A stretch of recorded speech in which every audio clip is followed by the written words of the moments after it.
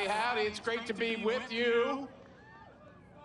This is America, and we are Americans. We love our neighbors. We love the people around us. We love the people in the world. Everybody wants to help. We all want to help somebody in need, every single one of us. Every single one of us. If your neighbor came to you and said, I need something, you would be there. Somebody in your community, somebody around the world. But what you don't like is when they take it from you, right? Where we live, where you live, if you need something, well, just ask. Just ask, and we'll be happy to help. But ladies and gentlemen, over the course of this administration, they haven't asked, they have just taken. Oh, taken over and over again. You didn't ask for millions of people to pour into your country, 13,000 plus convicted murders, didn't you? You didn't ask for that, did you? Did you ask them to take your gas stove away because they were going to do that?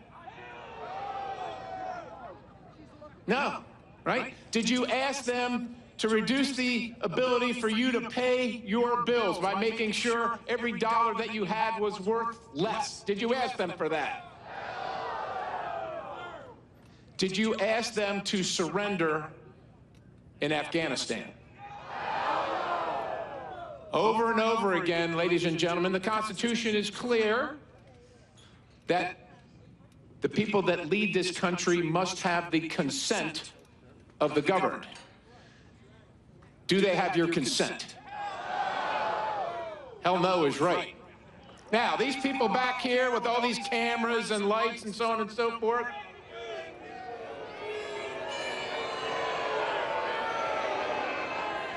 why bring us into it?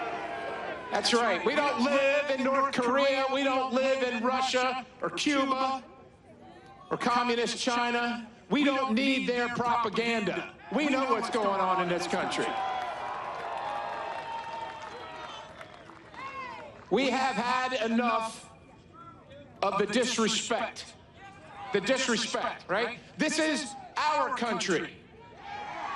We don't just live here and do what they tell us to do.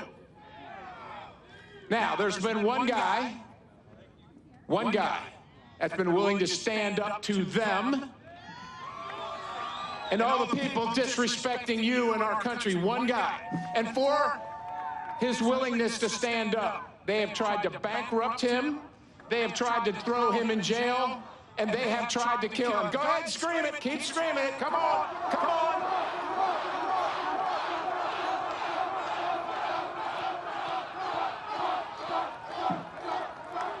Ladies and gentlemen, this national nightmare is just about over.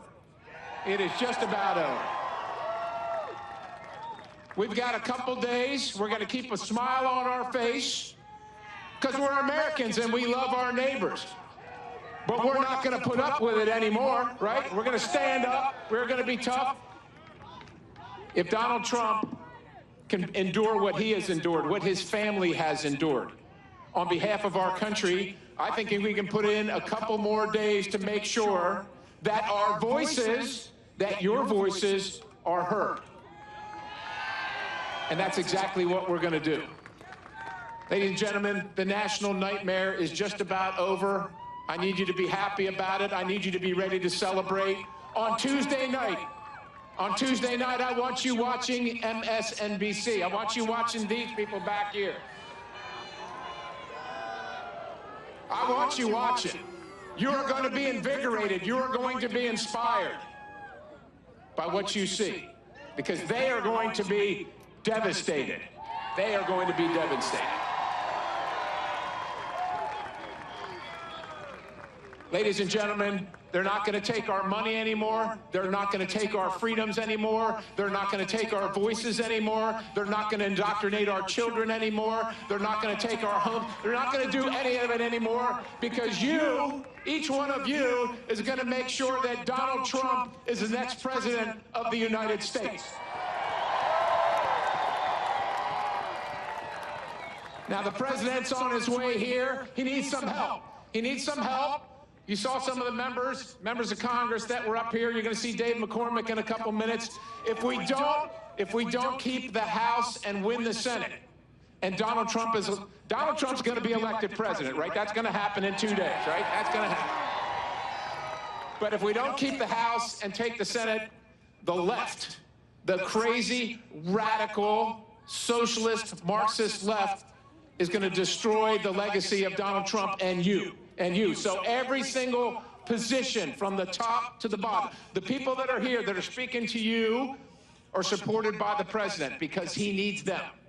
So I'm asking you to vote for the people on your ballot on the Republican side because the president, the former president, the soon-to-be president, is asking you to do that.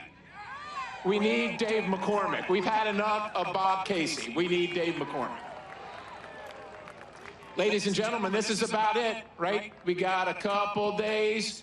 We're down to hours now. The president's going to be crisscrossing the country. He needs to know for sure that he can count on central Pennsylvania, that he can count on Lancaster, that he can count on you to bring it home.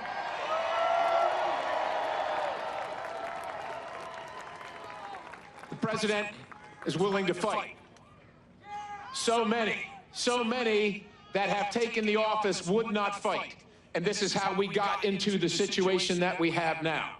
Illegals running around our country, murdering our children, driving drunk and killing people that are innocent, taking our tax money, taking our freedoms.